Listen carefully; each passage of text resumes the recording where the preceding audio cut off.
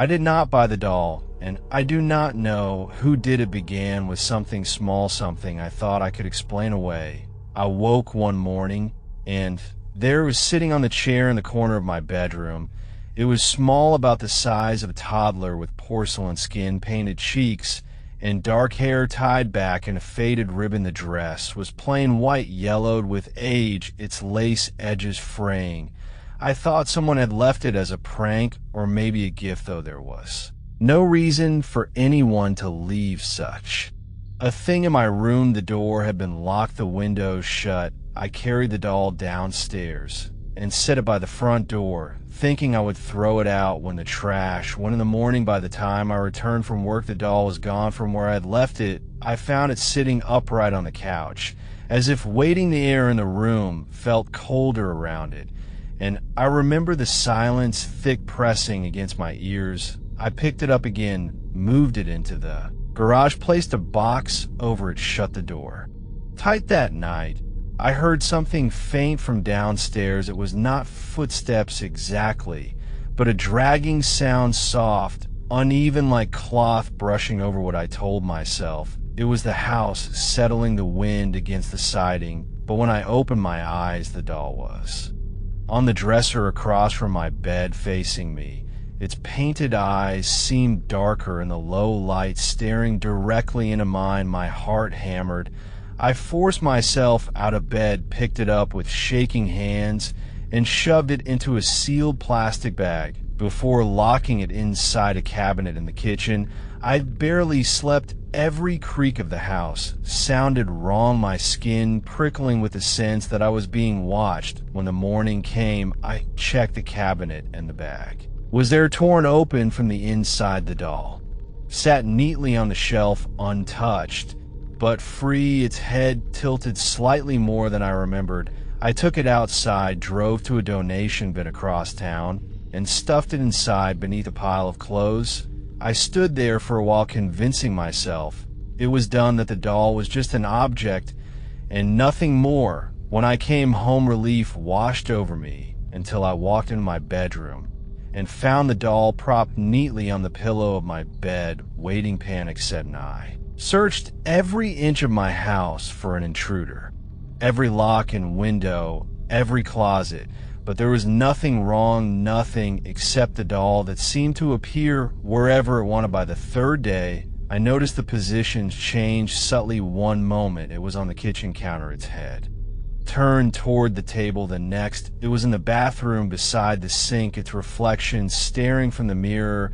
I started taking photographs to prove to myself I was not losing my mind. In the photos, the doll looked the same, expressionless, unblinking, but in person its eyes seemed to follow. The final night of that first week, I woke gasping from a dream I cannot remember, and found the doll not sitting this time, but standing beside my bed, leaning slightly, its painted mouth almost curled in a smile.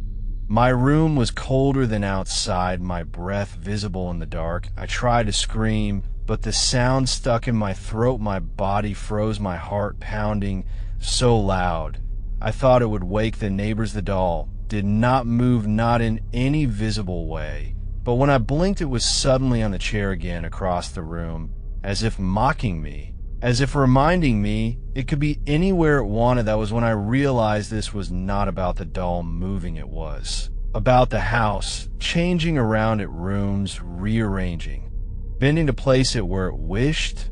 And I knew then it was not leaving. The second week began with me trying to avoid the doll entirely.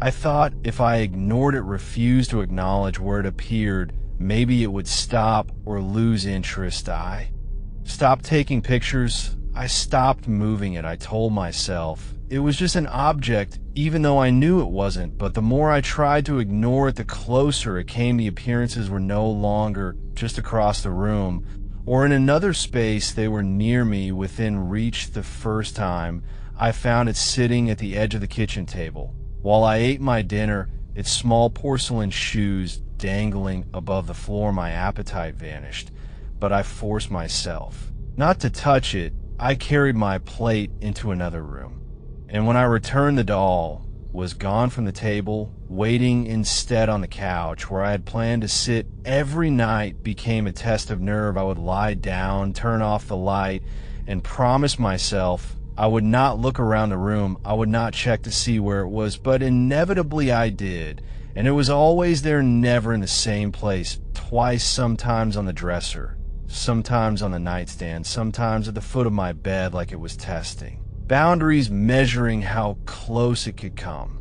Without breaking me, sleep no longer gave relief. Dreams were worse because the doll was always there too, not stationary, but alive. It would stand in doorways. It would crouch beside my bed. It would follow me through endless corridors that looked like my house, but stretched on forever. When I woke, I would find it in the exact spot I had dreamed of, as if the dream and waking world were no longer separate. On the fourth night of that week, something changed. I woke to a soft thud, the sound of something small hitting the floor. When I turned on the light, the doll was no longer upright, but lying on its side a few feet from my bed. Its head was turned toward me, its painted mouth cracked slightly open. For the first time, my heart dropped. I picked it up with trembling hands, shoved it into a drawer, and tied the handle shut with rope. The next morning, the drawer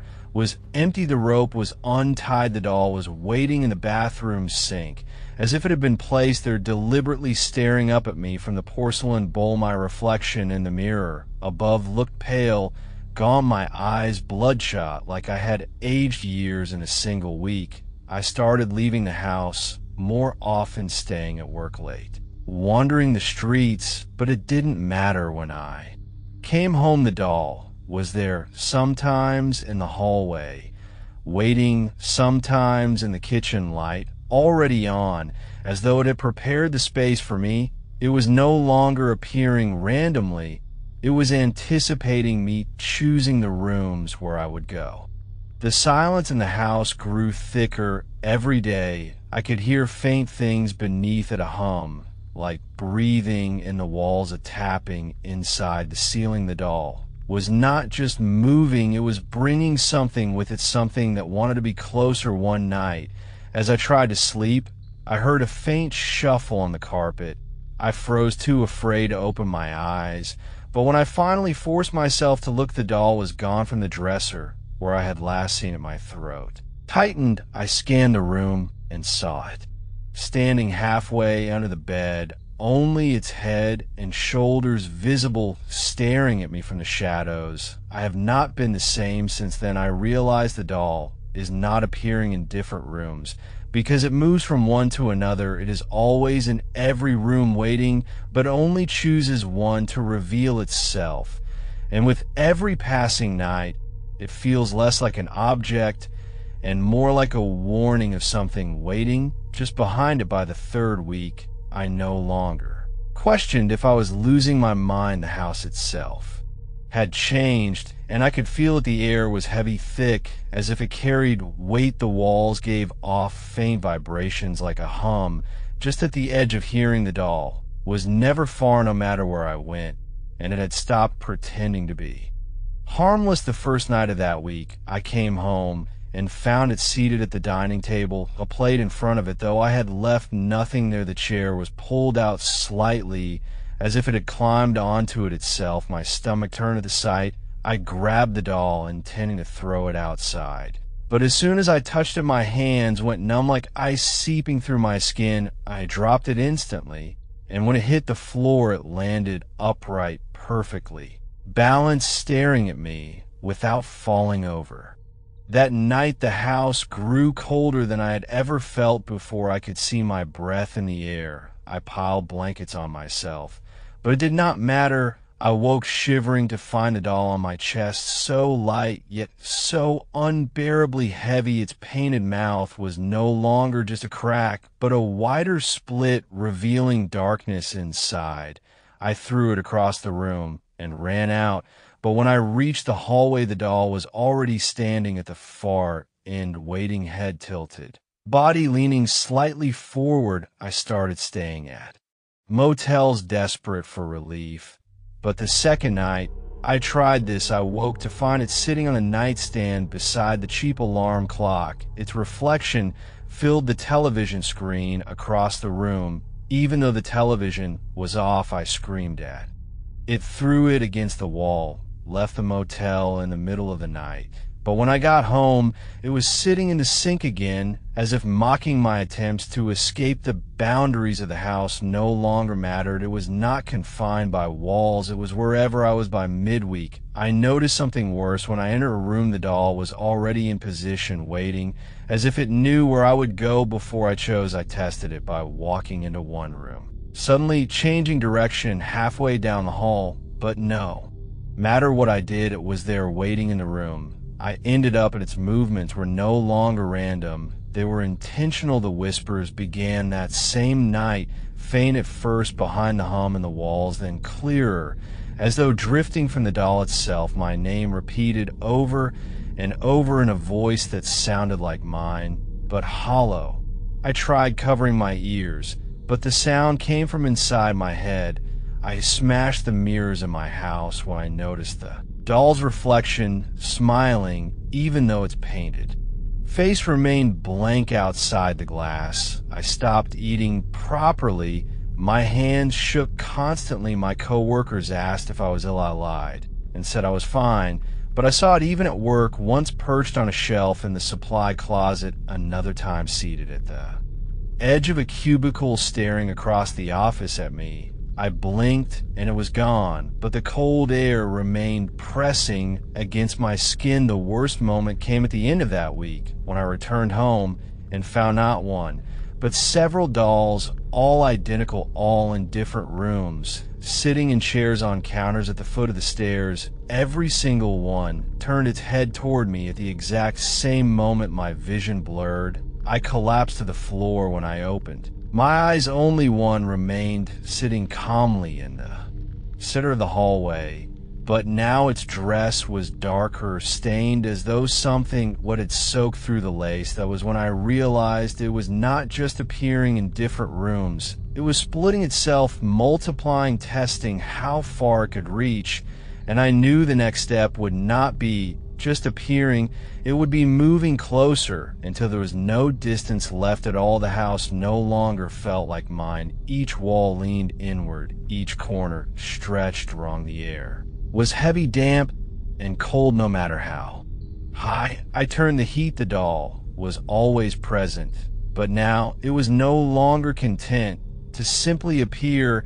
It had begun to move. While I watched the first time it happened, I sat in the living room, refusing to blink, forcing myself to stare at it. It was on the far end of the couch, legs dangling, hands resting neatly on its lap. My eyes burned from dryness, but I would not close them. My heart raced, my skin crawling with the certainty that if I blinked, it would be somewhere else. And then it tilted its head slowly with a faint creak of porcelain. The sound was deliberate, intentional. The painted eyes locked onto mine, and I felt my body stiffen, as if something had crawled inside me and taken hold. I backed away from the couch, but the doll did not follow, not visibly. But when I stepped into the kitchen, it was already there, seated on the counter, staring from behind the faucet. I had not looked away, I had not blinked, but it had moved anyway. The house itself began to turn against me. Doors no longer led where they should. The hallway stretched longer, some nights endless, as if the end retreated each time I walked forward. Once I opened the bathroom door and found myself staring into my bedroom. The doll seated on the bed, waiting. It was bending, the house folding rooms over each other until every step led only closer to its. Sleep became impossible. I would drift for minutes before waking to find it in a new place beside me at the foot of the bed, standing in the doorway of the room.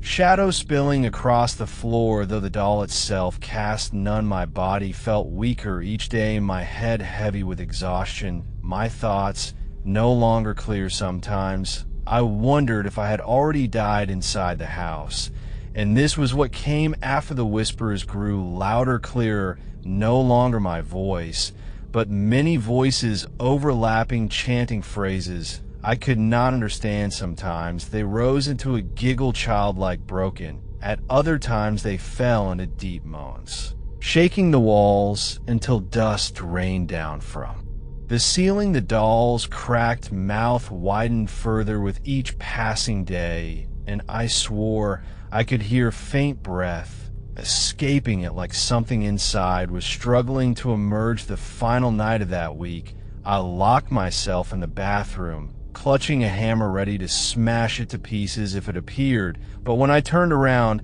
it was already inside, standing against the wall, staring directly into me. I swung the hammer with all the strength left in me, but when the head struck the porcelain, it did not shatter. The sound was not of glass breaking, but of something deep, hollow, like a drum. The crack spread not across the doll's face, but across the mirror behind it. And from that crack, a pale hand pressed outward. I fled the bathroom, my body shaking, my throat raw from a scream that barely left my lips. The house groaned and shifted around me, walls narrowing, the doll always one step ahead, waiting at the bottom of the stairs at the end of the hall, on the other side of every door. I knew then that it was no longer just the doll that haunted me. The doll was only the doorway. The thing behind it was coming through. I no longer measured time by hours or days. The house held me, and the doll followed no matter where I turned it.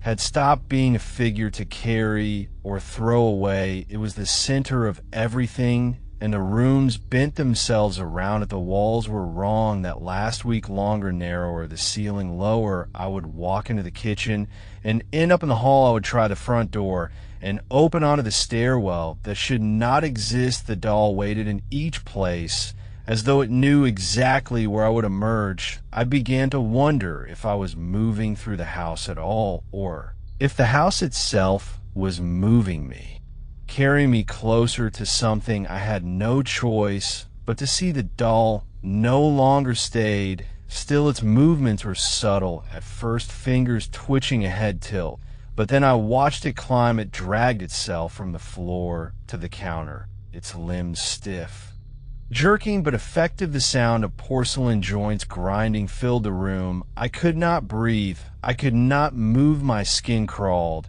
and I realized with horror that I was not surprised. I had been waiting for. The whispers were gone, now replaced by a laugh, soft, childlike, broken, repeating in short bursts. The laugh followed me even outside.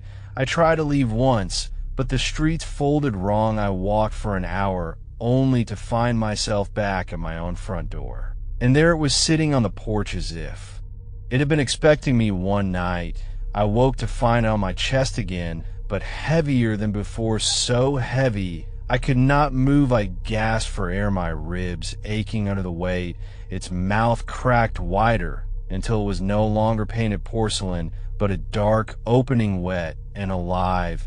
A cold breath poured out, covering my face. My vision blurred, my ears rang, and I felt something deep in my chest pull, as though the air inside me was being drawn out. I do not know how I survived that night, but I woke on the floor of the hall, my body numb. The doll seated against the wall, watching with its cracked mouth still open. A sound echoed faintly from inside it, a scraping, shuffling, as if many small feet moved just beyond the hollow. That was when I understood the doll was never the thing itself. It was only the vessel. The real thing was inside, waiting to come through, using the doll to reach into this world piece by piece. The final night came without warning. I had given up resisting. I sat in the living room, too tired to move. The doll was on the table across from me, its head tilted slowly, then faster, snapping side to side,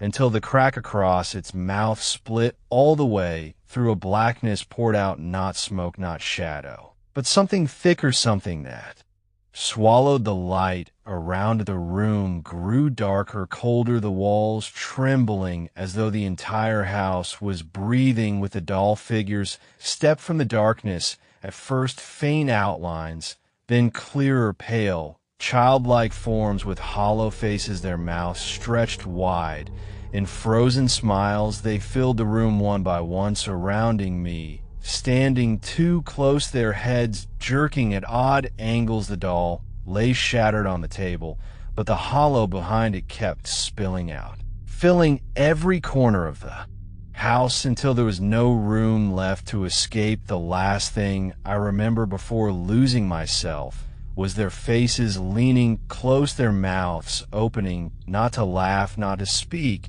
but to breathe in unison. The air was pulled from my lungs, my vision fading, and in the reflection of the window, I saw myself among them, pale, hollow, smiling too wide now. Wherever I wake, I see it again, sometimes in the corner of my room, sometimes in the mirror, sometimes at the edge of my bed. The doll is gone.